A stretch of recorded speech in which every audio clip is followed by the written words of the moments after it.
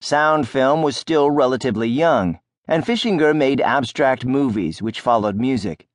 Until meeting Cage, he had been using popular classics such as The Hungarian Dances by Brahms. Shire thought it would be mutually beneficial for the two men to work together. Fischinger commissioned Cage to write for one of his films, and to acquaint Cage with the way they were made, he enrolled him as his assistant. I was moving bits of colored cardboard hung on wires.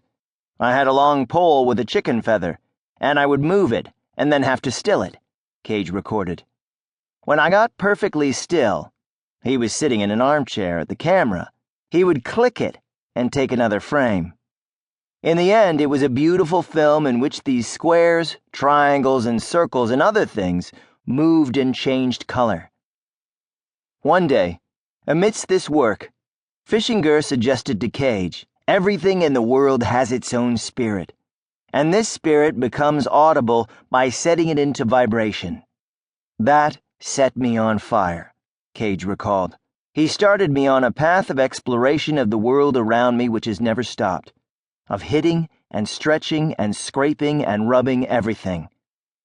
This enthusiasm of Cage for what someone else might have dismissed as a rather quaint, inconsequential claim is perhaps not only confirmation of his predilection for experiment, but also a first glimpse of an appreciation of the spiritual dimensions of music, one intrinsically connected with sensual attraction to the everyday. I was not inclined towards spiritualism, Cage said, but I began to tap everything I saw. Inspired by Fischinger, Cage prepared a new percussion piece. The trio calls for a rather narrow timbral palette, especially in comparison with early percussion works by other composers, and this can be related to the austere leanings of his earlier work. Pieces of wood of gradated length, tom-toms, bass drum, and bamboo sticks tapped against one another like claves.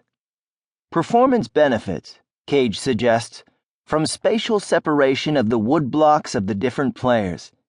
It is not clear whether this later characteristic suggestion dates from the time of composition or closer to the time of publication years later. Xenia's interest in crafts had led her to become an apprentice to Hazel Dryce, a bookbinder. I mean a real bookbinder, not a casemaker, Cage once specified emphatically. Dryce was the daughter of a Midwestern newspaper publisher who had studied with Lawrence de Coverley in London before developing a successful business in, originally, the Bay Area. She had a large house which she shared with her apprentices. The Cages moved in. The apprentices became musicians in the evenings, playing Cage's percussion pieces as he wrote them.